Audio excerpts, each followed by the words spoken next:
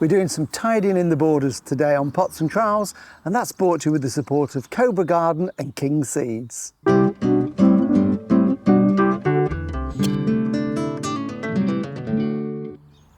Hello and welcome to Pots and Trowels. Well, we've got a dry day for once. We've had an awful lot of rain where we are in Lincolnshire over, I was going to say the last weeks, but actually the last months. The ground though is not too bad. This is quite well drained here, and I've decided it's time to do just a little bit of tidying up in this border, because here we are now, third week in February. Things are just starting to grow, so I can start to do a little bit of tidying up. And this is the border that we planted last summer. So it's not a year old yet, and it was when we developed the vegetable plot at the back. We created a hedge of cordon fruit trees which will divide it as they grow and fill out. Herbs the other side, and then this side we've got a bit of a mixed border. So there's a few roses, there's some evergreens, deciduous shrubs, and then herbaceous and grasses to fill in the gaps, to give it that sort of cottage garden feel is what we're aiming for. So a bit of tidying up to do, not everything in one go. I'm going to spread it over a couple of times. Things like the grasses here, for example, that have still got some nice structure in them, I'm going to leave these for a little bit longer, probably another month to be fair. I want to wait until I can see some growth at the base of the plant, and then I'll cut those down to encourage that new flush. And similar here with the Verbena bonariensis, this one has done really well. Just a small plant put in last summer. It's grown to about 5 feet tall, 1.5 meters, and was full of flowers all summer long. And this is a great plant for attracting butterflies and pollinators into the garden. It really is a good one to plant. But I find if you cut them down too early, because they've got square hollow stems, the moisture can get in and they can rot. Certainly never do them in the autumn. I like to wait until I can see new growth coming from the base of the plant in the spring, and then we can cut this down and it will regenerate itself. Things that we can be doing now though, without any fear of any damage to them, even if it does turn very cold and frosty, which it could well do. We've still got quite a bit of winter probably to come, are things like this one. This is the Nepeta, this is catmint, and again this plant has made a great big carpet of foliage, looked really good last summer. It's died down now, so you can see we've got all this old growth here that's been protecting the centre, and inside there, look, we've just got a mass of lovely new shoots starting to push through. Now, if I don't cut this down now, what will happen is that will all grow through this tangled mass of foliage, and we can't get rid of it then, and it just looks messy. So it's better for the plant to get rid of this. So that one can be cut down. And then if we just move around here, we've got things like this here. This is the Mexican fleabane. This is Erigeron carvinskianus.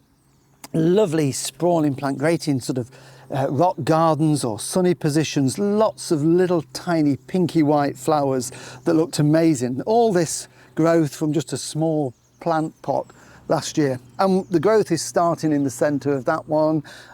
This one is one of the herbaceous salvias, the hardy salvias again, that will grow down from the root, so that one can be tidied up. And another one I want to cut down, and this one is a grass, this is one I am going to cut down at this time of the year, is this one. This is Hacanacloa macra, which has a lovely green leaf. I leave it through the winter because although it's getting a bit wet and soggy now, all through the autumn and winter you've got these lovely sort of browny leaves that just swayed around in the breeze. But what we need to do with that is to regenerate it and get some new growth. So I've got my secateurs, and the way to do this is very, very simple.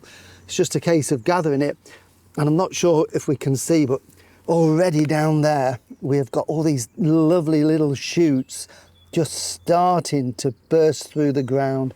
So that's going to burst into growth quite quickly. So I'm just going to give that a bit of a short back and sides there, a bit of a haircut. So it's really simple to do, just to tidy up like that. Cut all that off, and you do that every year. And of course the great thing about this is, after 2 or 3 years in the growth, when it's made a nice big clump, what we can do is lift that in this time of the year and divide it if we want more plants. So that's an easy one to do. And then with this one here, this one, as I said, is the Erigeron. I'm just going to give this a haircut as well. So I'm just going to pop round and give that a bit of a tidy up as well. What I can see growing in the middle of the clump of this, it's all coming away nicely. We can tidy it up, Get rid of all of that to start with. But growing in the middle of it, there is a forget-me-not. This one here, do you see? This is the Erigeron leaf, the small one. This is a forget-me-not. I don't want that in there. I don't mind if they self-seed in other places, but I don't want it to be growing there. So I'm actually going to pull that out, and because it's not where we want it. So again, just a nice tidy round. So we've got that little hummock of new growth that can then grow. Now this one does often self-seed. You'll find if you've got it in the garden, come spring, you'll have seedlings popping up all over the place. So that one can go in there like that. And I find it quite therapeutic at this time of the year when you're getting rid of all this. Any little weeds we can pull out. And then again with this hardy herbaceous salvia, again that can just be given a bit of a trim down. So what I'm going to do once I've done that is just lightly fork over this soil just to get a bit of air into it more than anything, and then we can apply a mulch, take any weeds out that we don't want, and then this part of the border is prepared, all ready for spring growth.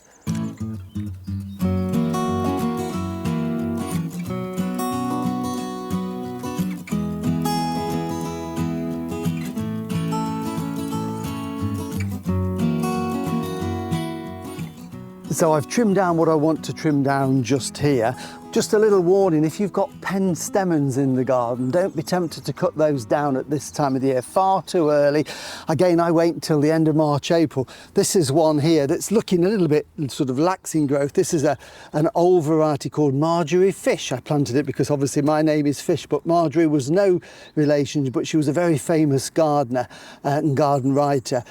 What we will do with this one, maybe now I might take off these old flower stems, but I'm not going to do anything else to it at this point, because again we need to wait until the weather is much warmer and it's actively growing, and then what I'll probably do at that point is just trim it down a little bit more. It's got a broken piece on there which I can take off, but I'll just tidy it up when it's growing so it keeps it nice and compact. So that's all I'm going to do to that for the time being. And I've also just spotted at the back here, if I step over, this is one of the erysimums here, the perennial wallflower, that's been rocking around. I've just tried to firm it in, but it looks mainly dead, and I don't know whether this is going to survive or not. I mean, that growth is still green, so I'm going to be a bit harsh with this. It's kill or cure. They're not long lived. This piece is fine, but if I leave that on, it's going to look odd and just weigh it over. So I'm actually going to cut that off. I'm going to forfeit those bits of growth. Firm that in, put a mulch around it, and hopefully it will shoot from down there. But they tend to be very short-lived, I find. Sometimes they only last a year or two. So it's one that if you've got one, take cuttings off in the summer, but we'll look at that another time. So just to finish off now, what I want to do is just using a little fork, because it's been so wet, the ground has sort of been compacted a little bit with the rain. So I just want to just tickle over the surface couple of inches. It just helps a bit with the drainage. It gets a little bit of air down there as well. So not too deep, we're not deep digging, working around any little clumps of bulbs, but pulling out any weeds as we go. So it's just a gentle tickle over the border like that. So that instantly makes the soil, I think, look much better. And then the final thing I will do once I've done it all is to put a bit of a mulch on there. And I've got some of this lovely mulch compost here, the plant grow mulch that we've been using around the garden.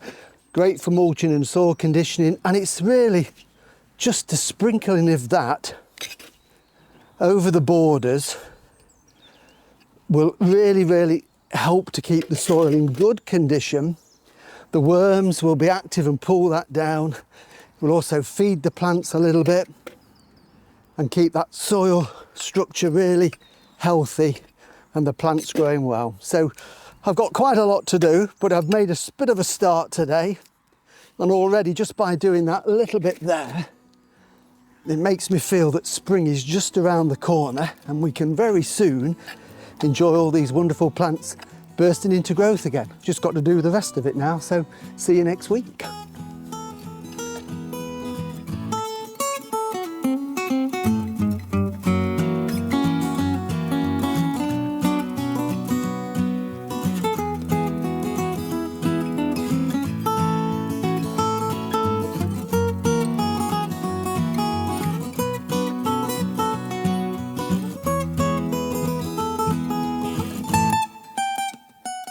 Well, thank you for watching Pots and Trowels, and remember you can watch all the videos we've done in the past on YouTube, and don't forget we've got our weekly podcast as well. We'll be back again next week doing some more jobs in the garden, so we'll see you then. Bye.